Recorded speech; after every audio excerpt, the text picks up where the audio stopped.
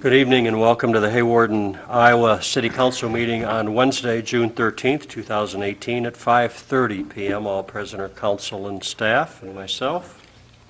I will have the regular City Council meeting, and then we will close that meeting, and then we'll have an open meeting but not taped for the planning session following this meeting. First standard agenda item number 1A, approval of the May 23rd, 2018 City Council meeting minutes. Again, you've had those in your packet. I'd entertain a motion for approval if there is one. So moved. Moved by John. Is there a second? I'll second. Seconded by Jen. Questions, clarifications of those meeting minutes? Hearing none, all in favor of the May 23rd City Council meeting minutes, say aye. Aye. Those opposed? Hearing none, that passes 5-0. Next is the approval of claims for tonight, June 13th, claims for payment. We'll start to my right tonight with Tim for questions. I was just curious about the lifeguard, why one was $250 and the others were $175. Was there a reason for that? Two they used for the recertification. The one that was $250 was a recertification, had to use somebody out of Orange City, where the other ones used the All-Season Center for their new complete certifications. Just wonder if somebody was charging more than. The person from Orange City's charging more. Location, location, location. Any other questions? Thanks. Travis? None, thank you. Okay, John, questions? None, thanks. Jen, questions? None. Okay, Rob? None. Hearing no further questions, entertain a motion for claims for payment. Moved. Moved by Jen. Is there a second? I'll second that. Seconded by Rob. All in favor of June 13th, 2018 claims for payment, say aye. Aye. Those opposed? Again, that passes 5-0. Next is open business from the community. Anyone wish to address the council this evening?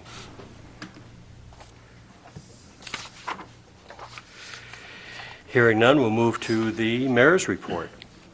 The Hawarden Community Foundation Evening of Giving will be at 5:30 tomorrow, Thursday the 14th. All are welcome to attend as we give funds to a number of different organizations within our community. The Hawarden Community Foundation is a wonderful organization to remember. If you are thinking of gifting money back to the community, your gift perpetuates projects for now and into the future.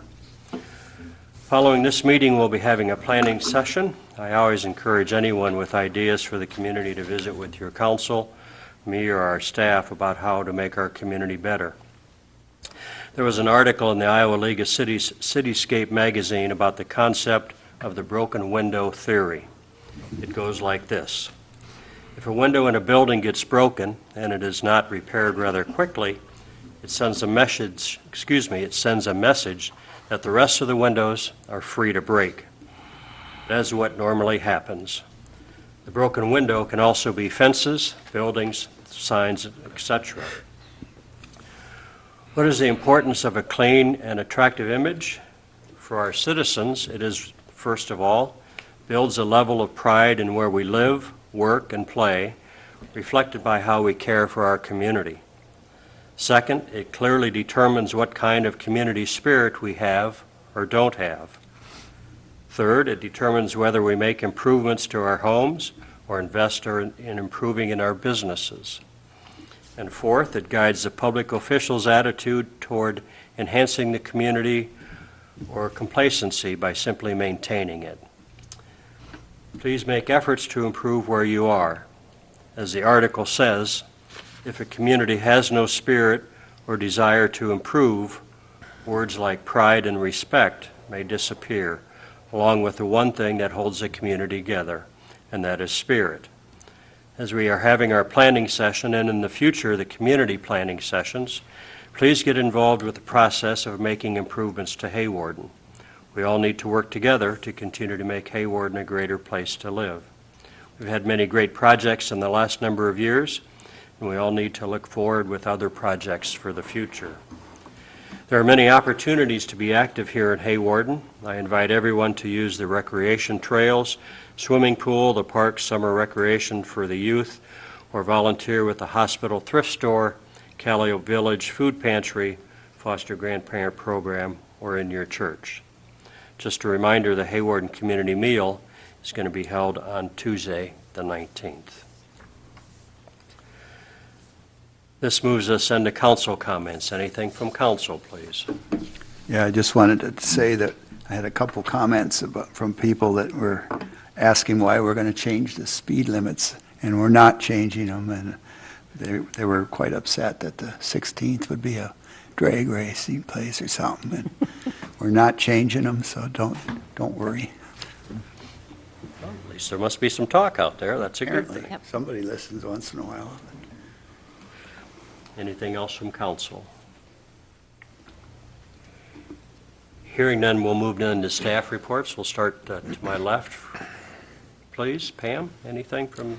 Nope, finance? just continuing training on the Data Tech Summit software and working on the census for 2020. That's a ways out there, isn't it? It is, Yeah. but it's due in 2 weeks. Travis and Tom, Department of Public Works folks. Nothing tonight, thank you. Okay. All right, Mikey Bryan, please. Just an update on our junk pile out at where we have all those dumpsters. We're getting about one, maybe a day emptied. So they're still having issues with finding help for a driver for that. So our regular route driver is taking one over a day. So it's the best we can come up with now from them for an answer, so. Just a thought, do the citizens understand that since those are still there, we're not citywide cleanup yet? Right, we do not, we shouldn't, nobody should be dumping back in that area just because the junk pile is still there. It's not the time to add to it, we're trying to eliminate it, so we'll have another cleanup in the fall. So we just got done with the one, so we really shouldn't have that much stuff to get rid of, so. Thank you. Mr. Pickner, anything from you? No, nothing. Okay, how about Corey tonight? Absolutely, lots going on. We just acquired 2 new part-timers to the staff. They will be starting here within the next couple weeks. 2 young men that are going through Western Iowa Tech's police science courses in Sioux City right now. They've completed their first year. They're looking to gain some experience, and we can definitely utilize any and all help that we can get. So you might see some new faces around, not just mine, but there will be some newer guys out there. And secondly, I've been having a lot of people come in and still talk about nuisance abatement. I'd just like to go over kind of how the process goes. We issue an original notice that's either served or sent to them by certified mail. Once that individual receives that notice, they have 7 days to comply with what we ask of them. They can call, they can appeal, there's a lot of different avenues that we can go down.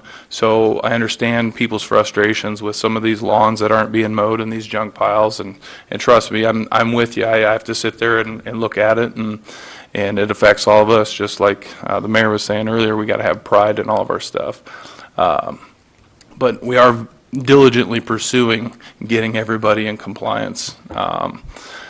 Trying to help people out, point people in the right direction. I know we had one elderly guy that couldn't mow his yard, and we found somebody that did it for very, very low cost and helped him out, and I know he was very appreciative of that. So, you know, if there's anybody out there that's looking to help some of these people, give me a call. I can point you in the right direction of these people that could definitely use assistance. But you know, bear with me. I've had probably 150 different nuisance complaints that I'm trying to juggle through and manage which ones have been, you know, abated, which ones have resolved themselves.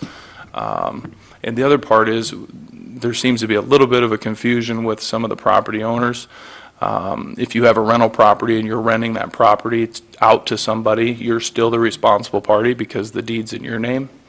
I know they try to defer it to the tenant, but it doesn't work that way, unfortunately. That's your civil arrangement with them, so you'll have to get in compliance with the property and the city, and however you deal with your tenants, that's up to you. But I know we've had 2 different incidences now where they want us to pass it on to the tenant, and I just wanted to clarify that.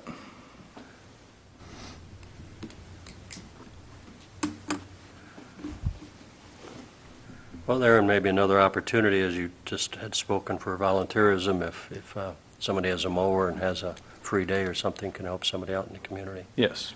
Okay. Questions for staff from council? Good. Thank you for the reports. We'll move on to other agenda items. Number 3A, presentation of the wastewater facility plan by Sam Johnson of DGR Engineering. And welcome, Sam. Thanks for being with us this evening. Yeah, thanks for carving some time out for me today.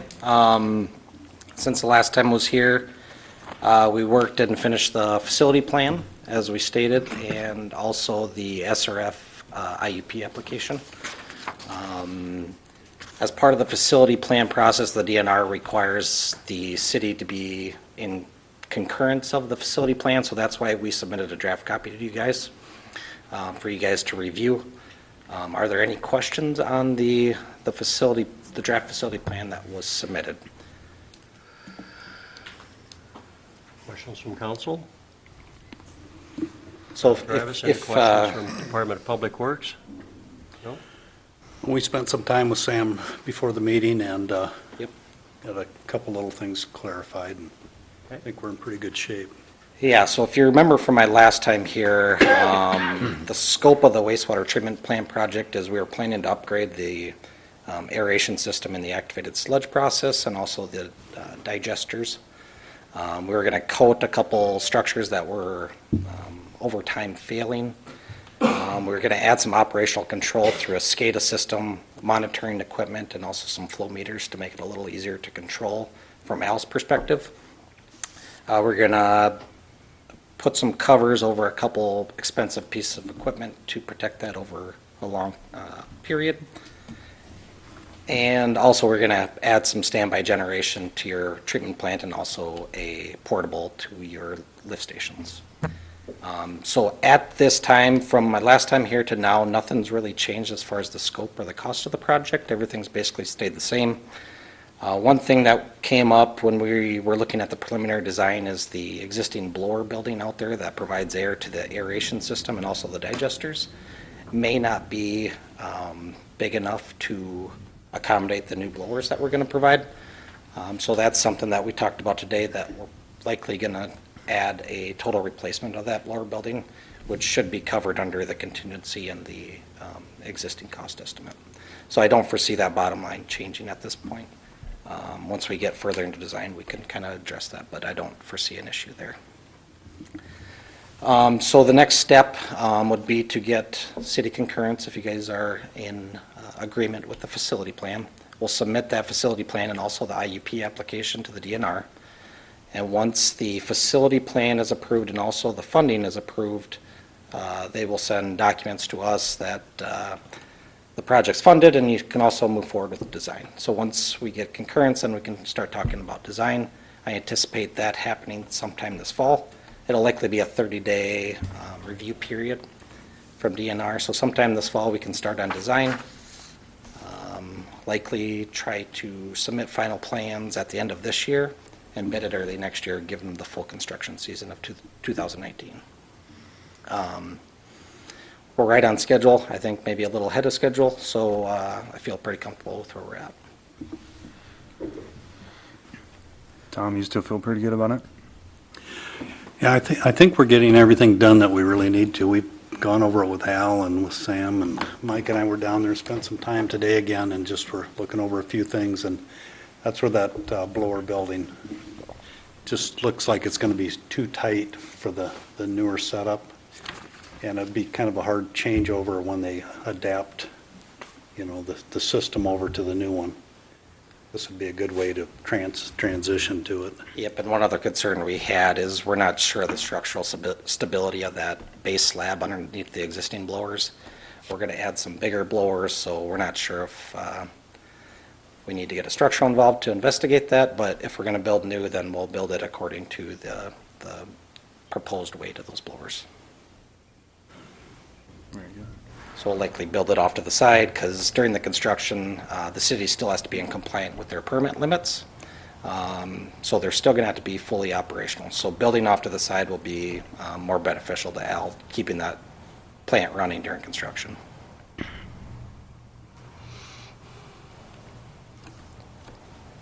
Other questions? Interesting that this month's Cityscape has wastewater I saw that. project right on the front, all right?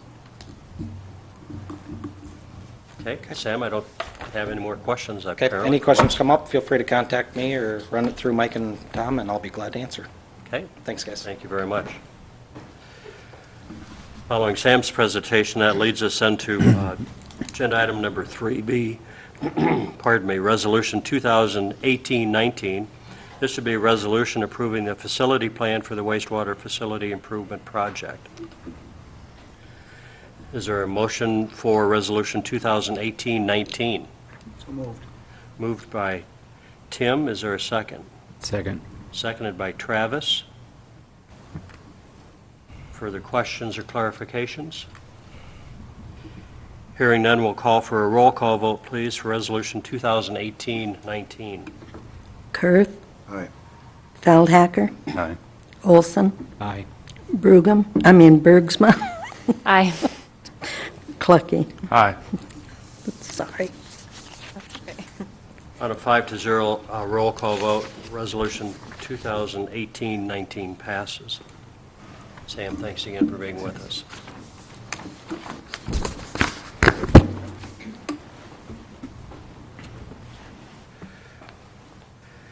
It's the time of year again then for setting the salaries for the appointed officers and employees for the fiscal year 2019 year.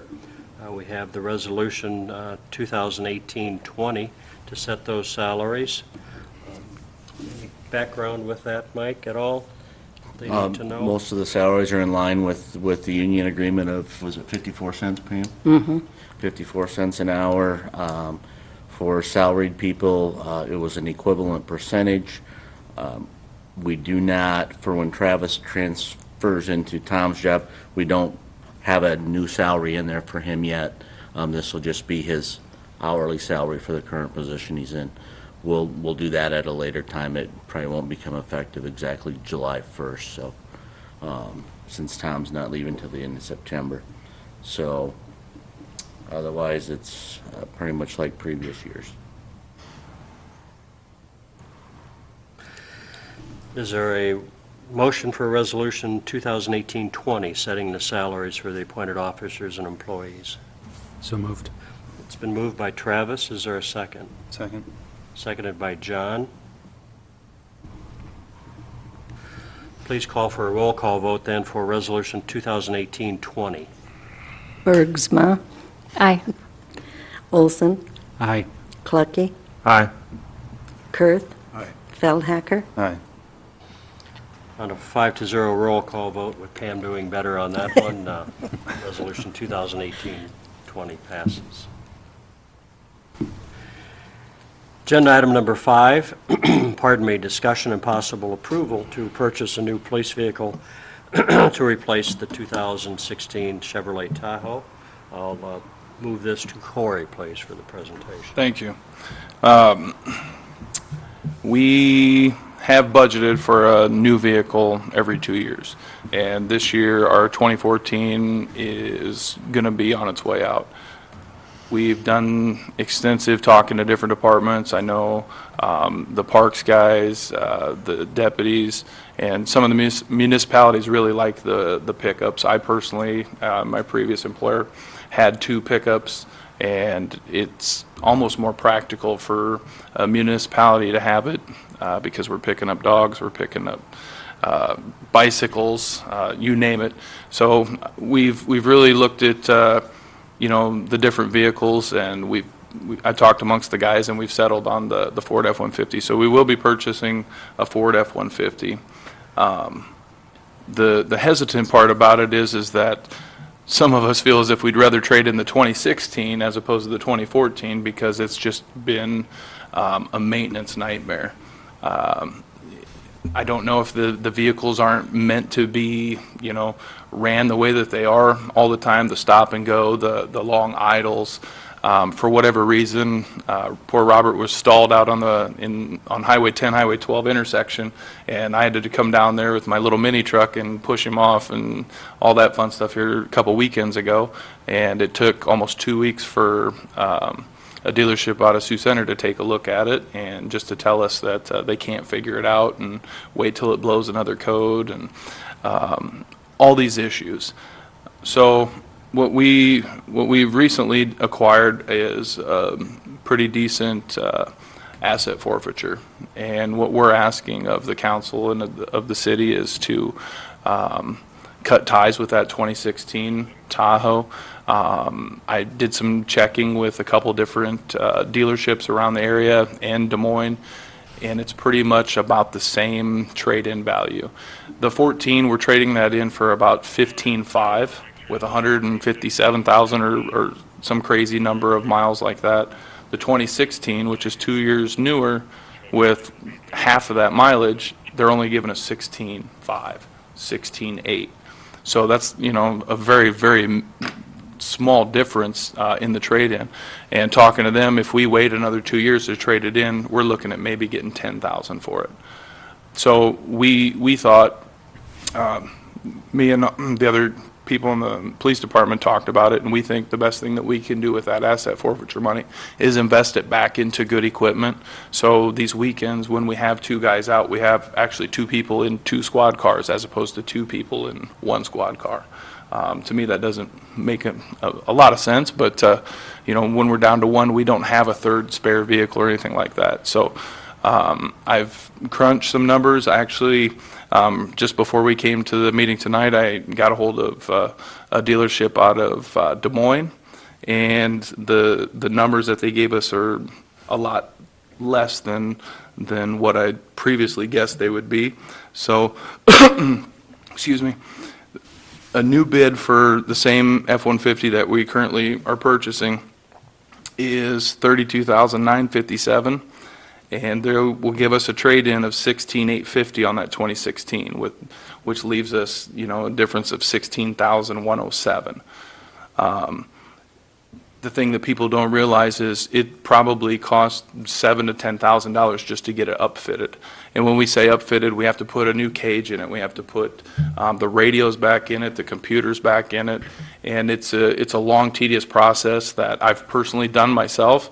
And you're looking at a month out, and it's a lot of time that goes into that. There is two companies. There's several companies that do it, but two companies that stick out in the state of Iowa. One is Kel-Tec out of Baxter, Iowa, and the other one is Carl Chevrolet.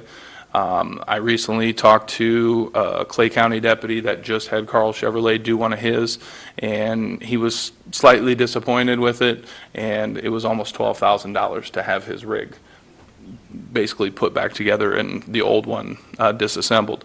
I got a hold of Kel-Tec. I told them to shoot me the best deal that they could, and we're looking right around $6,500 to have them take everything out of the old unit and put all the new stuff into the new unit.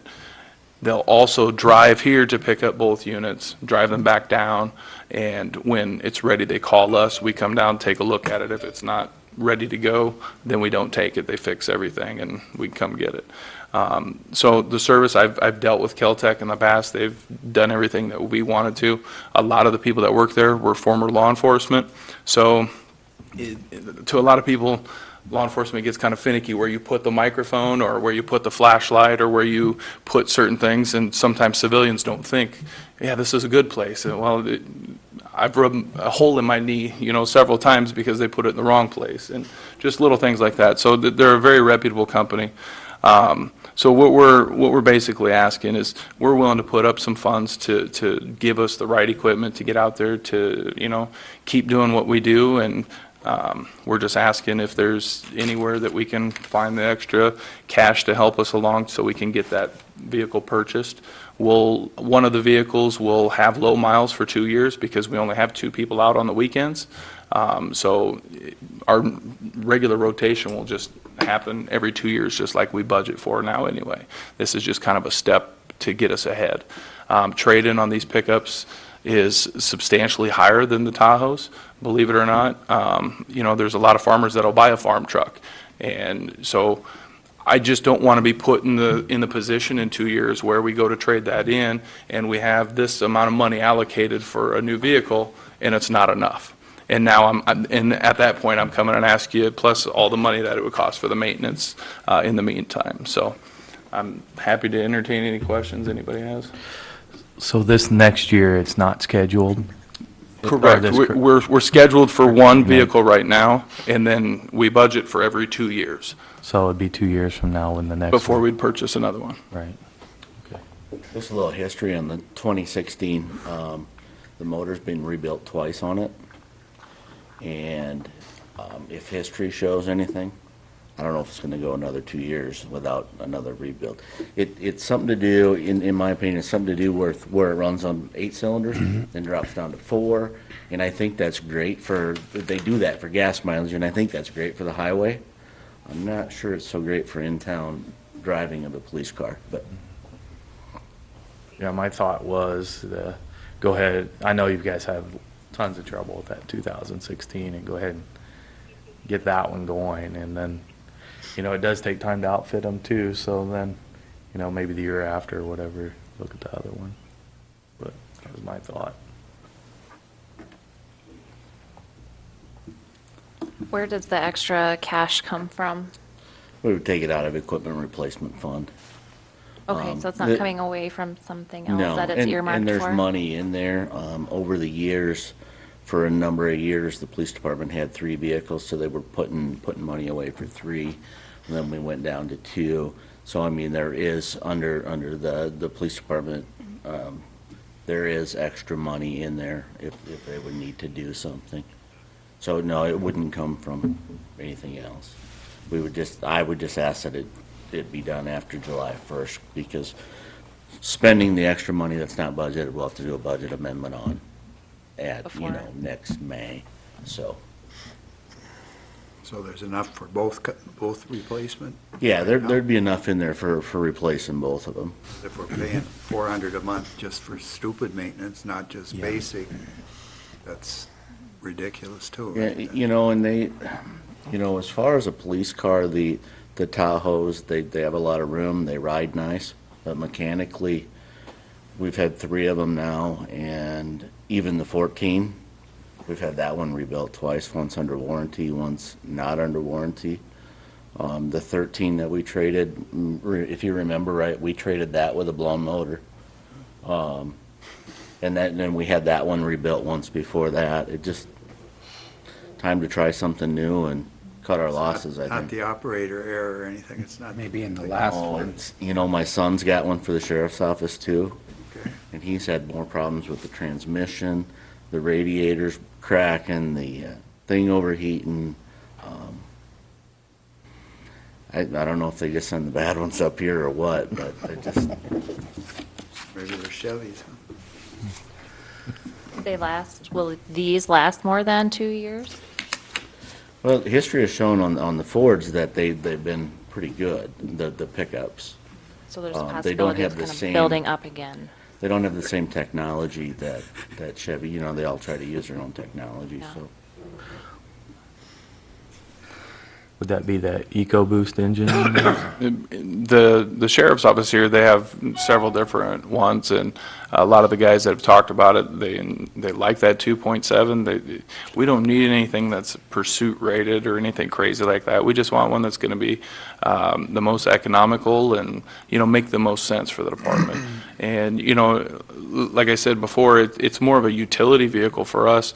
Try jamming a bike into a Tahoe with all of our equipment, and it's almost impossible. We have to have Tom or somebody come down with the little pickup, and and that takes him away from his work, or one of the city guys. And I know it sounds petty, but you don't want to be working on something and then having somebody call and say, hey, can you come down and pick this pickup or this bike up real quick, or there's dead animals on the highway or something. I mean, we can do a lot more with it. So the sheriff's office they love them. And like I said, I've had one. My last K-9 vehicle was a pickup, and I put 150,000 on it, no issues whatsoever. And I try to think of it because, you know, when they sell these pickups, they're selling them to farmers and people that use them for utility purposes, and, you know, they're made to withstand a lot more of that. I mean, you have one, I mean, and your people, they all say that they enjoy the pickups, and, you know, I think it's a step in the right direction. Can you just give us a little background on the forfeiture monies? Yeah, How that works? what the asset forfeiture is if we have, let's just say, a narcotics arrest, and with that, there's large amounts of cash that are seized because we can prove beyond, we could prove that it was used for illegal purposes, or they gained it illegally. Basically, there's a hearing that happens, and we recently forfeited just over $9,000 from a local drug dealer here that had that money with him. And it went to court. The judge, everybody looked at it, says, yep, he has no way to prove that he earned it legitimately. So, you know, I think us receiving that, the best thing that we could do is put that back in to this equipment that people see every day. I mean, you know, a lot of departments, they buy these novelty items, you know, these night vision goggles and stuff. I mean, people don't see that every day. And, you know, it's a good chunk of money, but this would be a good purchase, I believe, a good investment. Okay, so they just require that to be spent through the department? Correct. Okay. Other questions? Anybody you talk to running the 2018s that have like the start-stop technology and some of the new features that might become problematic? Yeah, there's, I personally own a Ford F-150 with the EcoBoost, and mine's a 2013. I had an issue with it towing my pontoon. You know, these guys are like rocket scientists that develop these engines, and the only issue I've ever heard was the intake is too large, and when those turbos kick in, when it takes a deep breath, it doesn't vaporize any moisture, and with Iowa being as humid as it is, and actually water gets in there and it kind of chokes them out a little bit, but that's under a load, you know, hauling something. Nobody that I've talked to in law enforcement has had any issues with the multi-displacement engines or anything like that.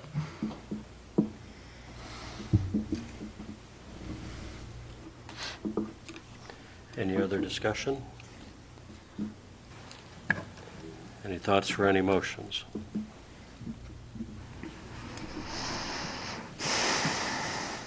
Give the staff some direction. So you plan to at least trade the 2014 on a, Yeah, the 2014 is scheduled and budgeted. That it's Right. already done. in the works? Yep, it will leave the first week of July to be outfitted. Is it worth tabling till July and then taking care of that at the new session, or passing it now is fine? You can do either one. I mean, if you want to bring it back up in July, we can, or if you are going to approve it, you can approve it now with a purchase in July. Yeah, let's set it in motion. Get it going. Is that a motion? Yeah, it's a motion to set it in motion. I'll second that. There's a motion and a second to approve the purchase of the new vehicle to replace the 2016 Chevrolet Tahoe. A motion by Tim, seconded by Travis, by the way. Further discussion?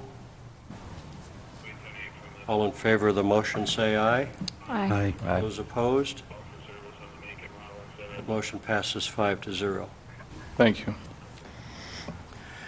The consent agenda items for cigarette and tobacco permits are for the Quick Corner, Casey's General Store, the Dollar General Store, and Sunshine Foods. The second consent agenda, number B, is a request from Adam Waterman for the renewal of the Class C liquor license with the Class B wine permit and Class C beer permit with Sunday sales. Obviously, all of the paperwork is good, and they're all in good standing. Yep. Okay. Is there a motion for the consent agenda? So moved. Moved by John. Is there a second? Second. Seconded by Jen. All in favor of the consent agenda, say aye. Aye. Those opposed? Those pass 5-0. Last standard item for this city council meeting is an adjournment. Then we'll go into a planning session Our next regular city council meeting will be Wednesday, June the 27th. At this time, I would entertain a motion to adjourn from the regular meeting. So moved. Moved by Tim, is there a I'll second? second. Seconded by Jen. All in favor of adjournment, say aye. Aye. Those opposed? Hawarden City Council's adjourned from the regular meeting.